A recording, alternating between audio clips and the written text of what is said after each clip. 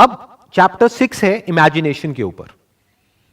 इसमें कुछ बहुत इंटरेस्टिंग लाइंस हैं। The imagination is literally the workshop where in are fashioned all plans created by people. The impulse, the desire is given shape, form and action through the aid of the imaginative faculty of the mind. मतलब यहां पर क्या बात करी जा रही है कि इमेजिनेशन भी बहुत जरूरी है। हम क्या समझते हैं इमेजिनेशन मतलब क्या, सिर्फ उन लोगों के लिए जो किसी क्रिएटिव फील्ड में है। अरे नहीं, सबको है। अगर आपको कुछ भी ढंग का अचीव करना है तो पहले आपको इमेजिन करना होगा, क्योंकि वो अभी आपकी करंट रियलिटी से बिल्कुल अलग है। फॉर एग्जाम्पल, आप क्रिकेटर हो लेकिन आपका फिटनेस लेवल एक लेवल पर है आज की डेट में, बट कोई क्रिकेटर है जिसका कि फिटनेस लेवल एक अलग ही लेवल पे है। मान लो आपका है 100 में से 10, बट कोई और है जिसका है 100 में से 100। तो वो आपके लिए एक एंड गोल हो गया। तो अपने आप को इमेजिन करना पड़ेगा फिटनेस की उस स्टेट में, जिस स्टेट में पहुंचने में आपको हो सकता है कई साल लगेंगे, और उस इमेजिनेशन को माइंड में रिपीट करना होगा थ्रू ऑटो सजेशन, ताकि वो image, the image of the kind of fitness level you want, externally as well as internally. Internally मतलब क्या, बाहर से तो आपकी मसल्स दिख सकती है, अंदर से मतलब क्या, आपकी कोर कितनी स्ट्रांग है। किसी भी स्पोर्ट्स में या गेम में सारा खेल कोर का होता है।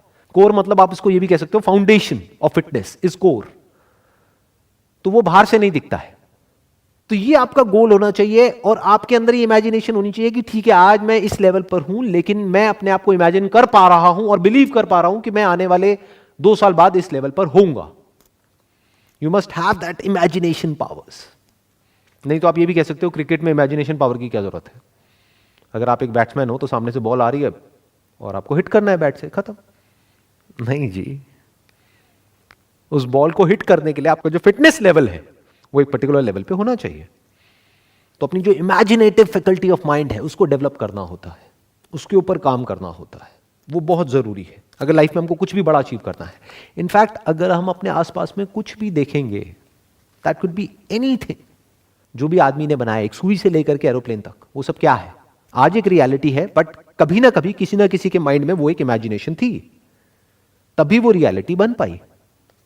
अगर किसी के माइंड में वो इमेजिनेशन ही नहीं होती तो पेपर पे उसकी इमेज कैसे बनती, इमेज नहीं बनती तो एक प्लान कैसे बनता उसको प्रैक्टिकली बनाने का। तो everything is an imagination which is there in the mind. और स्पेशली एंटरप्रेन्योरशिप में, बिजनेस में, इससे बड़ी और कोई क्वालिटी नहीं है। क्योंकि द प्रॉब्लम इज कि आपके आसपास में कोई नहीं समझ पा रहा होगा कि आप एग्जैक्टली क्या सोच रहे हो और आप क्या करने वाले हो। किसी को समझ नहीं आने वाला। जिसको आप बताओगे वही आपके अगेंस्ट हो जाएगा। तो आपकी इमेजिनेशन पावर्स इतनी स्ट्रांग होनी चाहिए कि आप वो देख सको। मतलब that imagination must become like a vision for you, जो औरों के लिए सिर्फ एक इमेजिनेशन होगा, मतलब एक ख्याल होगा। किसी और को आप बताओगे तो वो कहेगा क्या ख्याली पुलाव पका रहा है, मुंगेरी लाल के हसीन सपने। बट आपके माइंड में क्या हो जाना चाहिए, वो इमेजिनेशन एक विजन की तरह हो जाना चाहिए कि आपको साफ नजर आ रहा हो, कि आप आंखें बंद करो और आपको साफ नजर आ रहा हो कि आने वाले 5 साल बाद क्या होने वाला है, कि दुनिया किस डायरेक्शन में जाने वाली है। इसको एंटरप्रेन्योरशिप बोलते हैं।